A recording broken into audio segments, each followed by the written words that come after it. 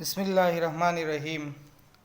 Second year mathematics unit 8 start करते हैं। First lecture है और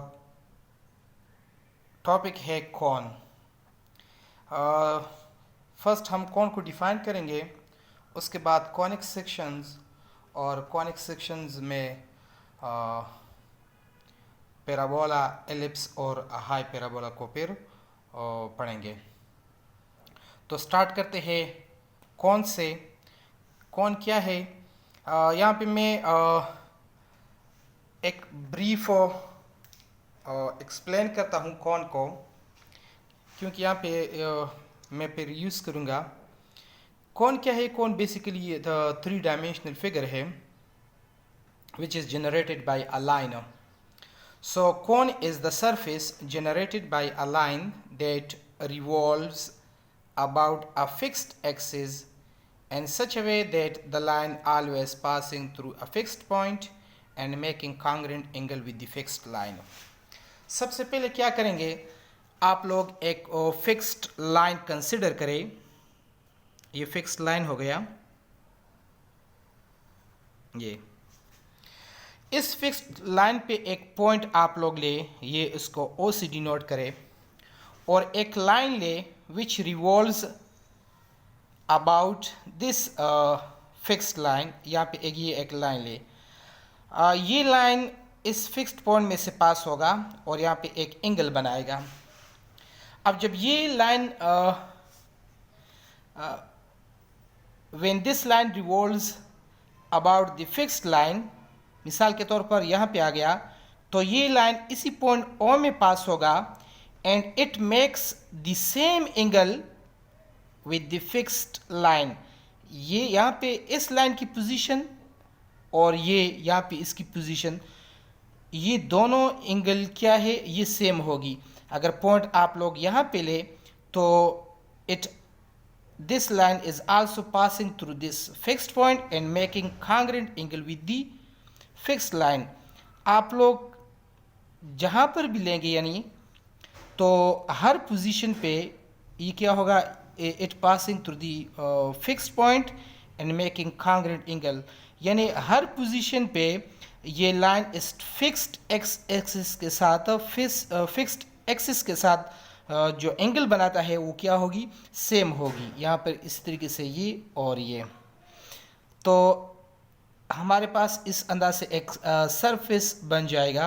अगर आप लोग ये बैक साइड वाला उठा ले तो अगर इसको आप ये रिवॉल्व यानी देखिए ये यहाँ पे पास होगा और it makes congruent angle with the fixed line. अगर आप लोग ये पॉइंट ले ये वाला यहाँ पे इस तरीके से, तो हमारे पास क्या बन जाएगा, एक सरफेस जिसको हम कौन कहते हैं। अब इसमें जो रिवॉल्विंग लाइन है, जो रिवॉल्व होता है, this revolving is line is called generator of the cone. Generator इस फिक्स्ड लाइन को कहते हैं एक्सिस ऑफ द कॉन, और ये पॉइंट ओ फिक्स्ड पॉइंट इसको कहते हैं वर्टेक्स, या इसे कहते हैं apex of the cone. Next conics या कॉनिक सेक्शन, ये क्या है, इसको डिफाइन करते हैं। सो कॉनिक्स क्या है कि the curves which are obtained by cutting a cone with a plane. The curves which are obtained by cutting a cone with a plane is called conics or conic section. तो ये curves हम किस तरह obtain करेंगे, देखिए इसके लिए आप लोग एक ये राइट सर्कुलर कॉन है आप लोग ले, तो इसके लिए क्या करेंगे कि एक प्लेन हम लेंगे और उस प्लेन से इस कोण की हम कटिंग करेंगे इस अंदाज से कि if the cutting plane is perpendicular, ये प्लेन है, ठीक है। अब ये प्लेन क्या है, यहाँ पे जो एक्स एक्सिस ऑफ द कोन, ये इसको क्या है, इसको परपेंडिकुलर अगर हो तो यहाँ पे जो सेक्शन बनेगा, जो कर्व बनेगा, वो क्या होगा, वो सर्कल होगा। If the cutting plane is parallel to the base or perpendicular to the axis of the cone, ठीक है, तो हमारे पास क्या सेक्शन बनेगा, एक सर्कल बनेगा। फिर नेक्स्ट, अगर इस कोन को हम थोड़ा सा रोटेट करें, if we tilt it slightly the plane, देखिए इस तरीके से,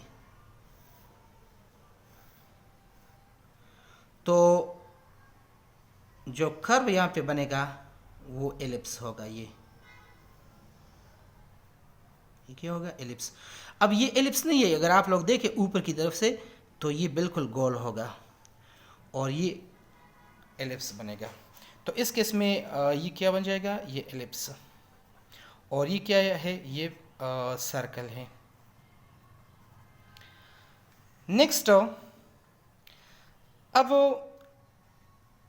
अगर प्लेन इज पैरेलल टू, अब ये वाला लाइन और ये जनरेटर ऑफ द कोन है, अगर plane is parallel to generator of the cone, if plane is parallel to generator of the cone, तो हमारे पास जो सेक्शन बनेगा, जो कर्व बनेगा, ये इस तरीके से, ये क्या होगा, ये एक पैराबोला होगा।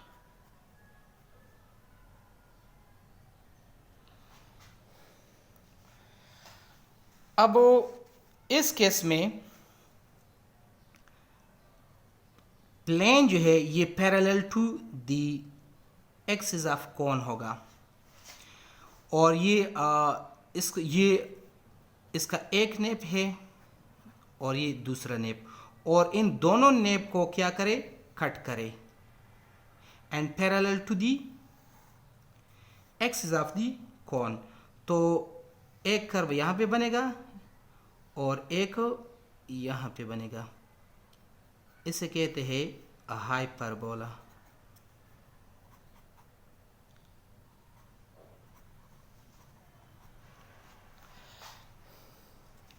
सो द कर्व्स, देखें, द कर्व्स अगर सर्कल है, एलिप्स, पैराबोला या hyperbola, which are obtained by cutting a cone with a plane, is called conics section या कॉनिक्स। नेक्स्ट लेक्चर में हम पैराबोला से स्टार्ट करेंगे, पैराबोला की डिफिनीशन, पैराबोला से रिलेटेड जितने भी टर्म्स है उनको डिफाइन करेंगे, इक्वेशंस ऑफ पैराबोला उसको करेंगे।